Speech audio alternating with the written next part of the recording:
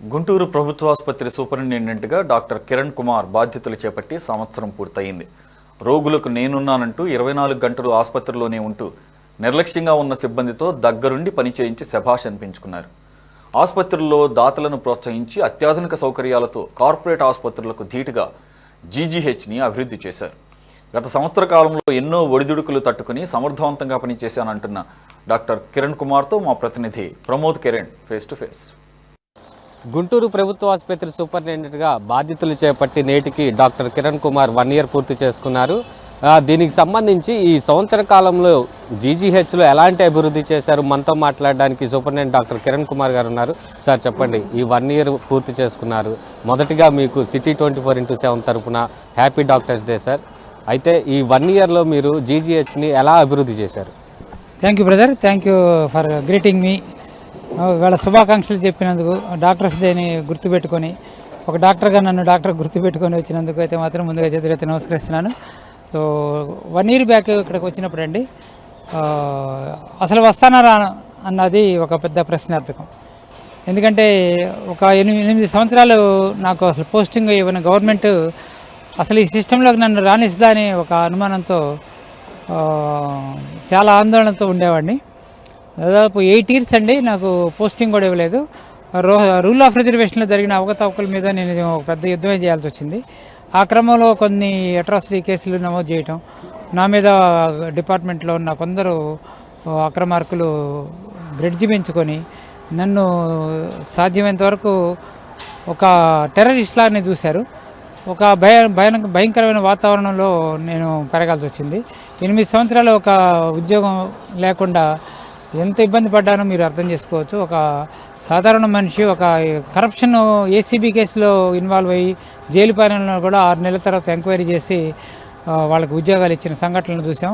Even criminal కేసులు ఇరుక్కున్న వాళ్ళు కూడా చూశాను. కానీ బట్ నేనే తప్పు చేయకుండా నన్ను పనిష్మెంట్ లాగా నన్ను ఇబ్బంది పెట్టిన గవర్నమెంట్ చివరికి నేను సిబిఐ హైకోర్టును ఆశ్రయించి సిబిఐ ఎంక్వైరీ అడిగితే అప్పట్లో 2021లో గవర్నమెంట్ స్పందించి దాన్ని కూలంకషంగా చర్చించి ఇప్పుడు మద్దాడ రవిచంద్ర గారు ఐఏఎస్ ఆఫీసర్గా ఉన్నారండి.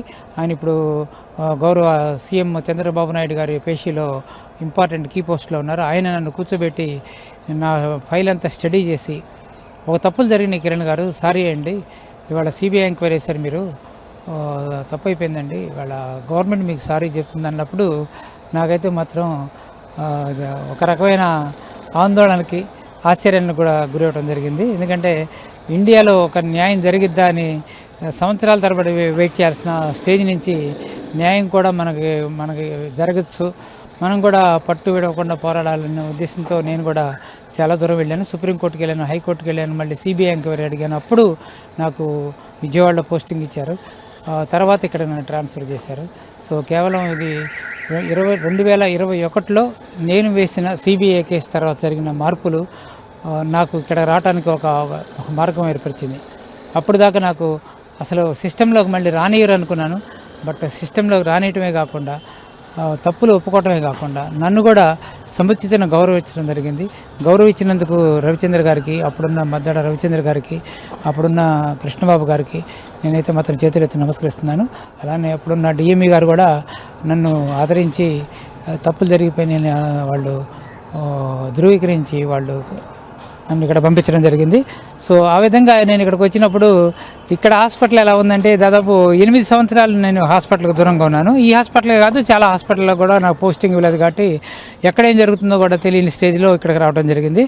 ఇక్కడైతే మాత్రం గతంలో ఏం జరిగింది అన్నది పక్కన పెట్టి, గతంలో ఇలా జరిగింది అలా జరిగింది చెప్పడం భావ్యం కాదు. నేను ఎలా చేయాలి అన్నది నేను డే 1 నుంచి నిర్ణయించుకొని ఒక పద్ధతి ప్రకారం చేయాలి. నాకున్నది చాలా తక్కువ పీరియడ్, నాకు కనీసం 2 ఏళ్ళ 3 నెలలే నాకు అవకాశం ఉంది. గవర్నమెంట్ కూడా అవకాశం ఇచ్చింది, సముచితంగా గౌరవించింది, ఒక పోరాట పటిమని కూడా వాళ్ళు గుర్తించారు. కాబట్టి నేను ముందుకు వెళ్ళి మరింత నిబద్ధతగా పనిచేయాలని స్టార్ట్ చేయడం జరిగిందండి. దాదాపు 1 ఇయర్ ఎట్లా గడిచిందంటే, కన్ను మూసుకెళ్ళిన తెరిలోపు 365 రోజులు అయిపోయినంటే నాకే ఆశ్చర్యంగా ఉంది. అంటే సార్, గవర్నమెంట్ హాస్పిటల్ అంటే బయట కొంతమందికి ఒక విధమైనటువంటి ఆలోచన ఉంది. అక్కడికి వెళ్తే ప్రాణాలు కోల్పోవటం తప్పితే బయటికి వచ్చే పరిస్థితులు లేదు. అలాంటి సందర్భంలో కూడా మీరు దగ్గరుండి ఒక పేషెంట్కి అందించినటువంటి వైద్య సదుపాయాలు కూడా దగ్గరుండి చేశారు. దీన్ని ఎలా చూడొచ్చు? సో నేను వచ్చిన తర్వాత డెఫినెట్గా నువ్వు చెప్పిన దాంట్లో కరెక్ట్గా ఉంది బ్రదర్. చాలా వరకు అస్తవ్యస్తంగా ఉన్నమాట యథార్థం. ప్రతి పాయింట్లో కూడా నేను అబ్జర్వ్ చేసింది కొంత నిర్లక్ష్య ధోరణి, సరిగా పనిచేయకపోవడం అనేది నేను గ్రహించాను. ఎస్పెషల్లీ నేను క్యాజువాలిటీకి వెళ్ళినప్పుడైతే మాత్రం చాలా అస్తవ్యస్తంగా ఉంది. పేషెంట్లు అందరూ కూడా స్ట్రెచర్స్ మీద పడుకోబెట్టి వైద్యం చేయటం, అలానే రోజుల తడబడి దాదాపు ఒక రోజు ఒక పేషెంట్ ఇవాళ సాయంత్రం ఇప్పుడు 5 అయింది, ఇప్పుడు 5ంటికి వచ్చాడంటే రేపు సాయంత్రం కాదు, ఎల్లుండి 3 రోజులు 4 రోజులు అక్కడే ఎమర్జెన్సీ డిపార్ట్మెంట్ దగ్గరే వార్డుకి షిఫ్ట్ చేయకుండా, పరీక్షలు చేయకుండా, ఆ డాక్టర్ వస్తాడు, ఈ డాక్టర్ వస్తాడు, ఆ పరీక్ష చేయాలి, ఈ పరీక్ష చేయాలని వాళ్ళకి ఆందోళన కలిగిస్తూ ఆ పేషెంట్ని తీసుకొచ్చిన దాదాపు 5-6 అటెండర్లు కూడా 2 రోజులు 3 రోజులు ఇక్కడ పడికాపులు కాసే విధానం అయితే మాత్రం నాకు కళ్ళంటే నీళ్లు తెప్పించింది. వెంటనే దాన్ని సరిచేయాలనే ఉద్దేశంతో ఇమీడియట్గా క్యాజువాలిటీ ప్రక్షాళన మొదలుపెట్టాం.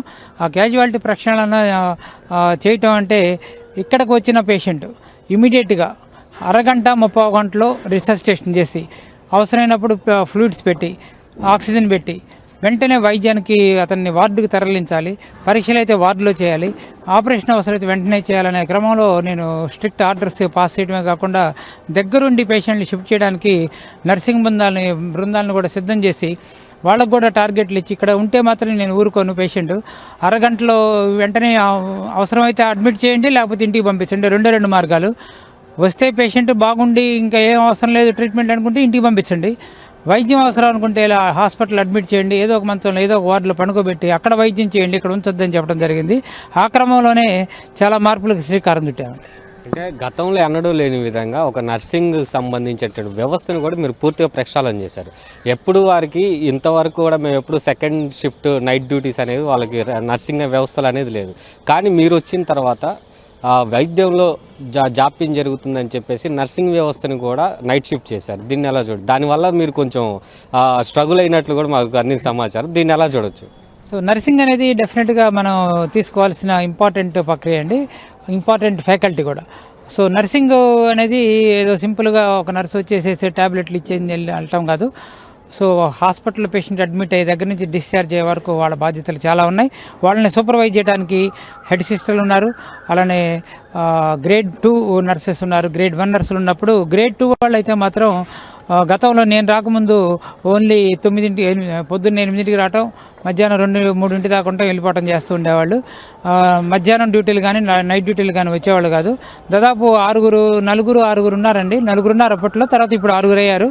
ఆ గ్రేడ్ 2 నర్సింగ్ వాళ్ళు అయితే మాత్రం మొదట్లో మేము డ్యూటీలు చేయాల్సిన అవసరం లేదు అని నాతో కూడా అడగడం జరిగింది. బట్ దీన్ని సామరస్యంగా పరిష్కరించాలని నేను కూడా వాళ్ళని ఒత్తిడి చేయకుండా, అమ్మ మన పేషెంట్ కేర్ తీసుకోండి, మీరుంటే కొంత హెడ్ సిస్టర్స్ బాగా పనిచేస్తారు, హెడ్ సిస్టర్లు మీరు బాగా పనిచేస్తే వార్డు నర్సులు బాగా పనిచేస్తారు, టోటల్గా పేషెంట్కి వైద్యం అనేది కొద్దిగా బతిలాడటమే జరిగింది.